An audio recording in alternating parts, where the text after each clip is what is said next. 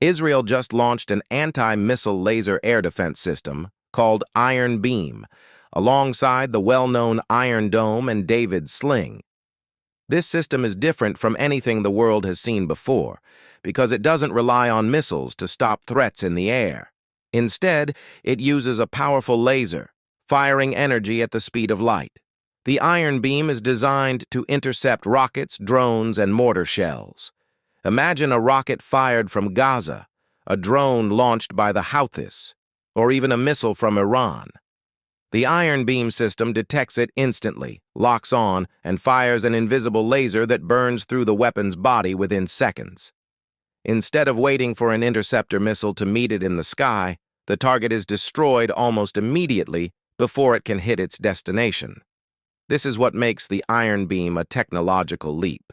Traditional systems like Iron Dome are extremely effective, but they come at a high cost. Each interceptor missile can cost tens of thousands of dollars. By comparison, a single shot from the Iron Beam costs only a few dollars worth of electricity.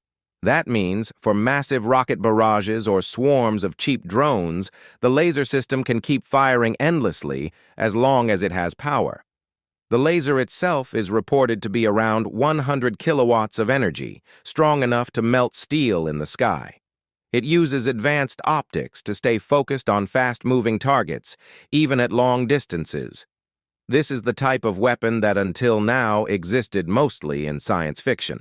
Yet it is now being deployed in real combat. Picture this: dozens of drones launched at once, flying low and fast. A missile defense battery would struggle to intercept them all, but a laser can switch instantly from one target to the next, destroying them one after another in rapid succession. That is where Iron Beam becomes revolutionary. Still, no system is without limits. Lasers require a clear line of sight. Heavy rain, dust storms, or thick clouds can interfere with the beam and reduce its accuracy. That means Iron Beam works best in clear skies. In other conditions, traditional systems like Iron Dome and David's Sling will continue to play their role. But the importance of this breakthrough is not in replacing other defenses. It is in adding a new layer that has never existed before. For short-range threats, the kind used heavily by groups like Hamas, Hezbollah, or the Houthis, the Iron Beam could prove extremely effective. Even cheap improvised rockets, the kind that can be fired in the hundreds, could now be neutralized at a fraction of the cost. Around the world, militaries are watching closely. The idea of defending cities and bases with energy weapons is something major powers like the United States, Russia, and China have been researching for years.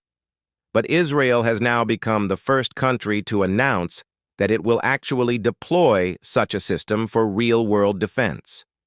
This represents a turning point in warfare technology. For decades, defense has meant shooting one missile against another missile, always at great cost. Iron Beam changes that balance. It shows that directed energy weapons are no longer just experimental. They are becoming part of modern defense. The arrival of Iron Beam could shape future conflicts far beyond the Middle East.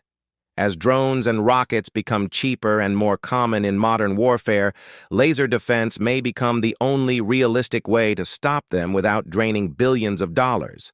And for the first time, the power of light itself is being used as a shield against the weapons of war. Iron Beam is not science fiction anymore. It is real, it is operational, and it is showing the world a glimpse of how the battlefield of the future will look.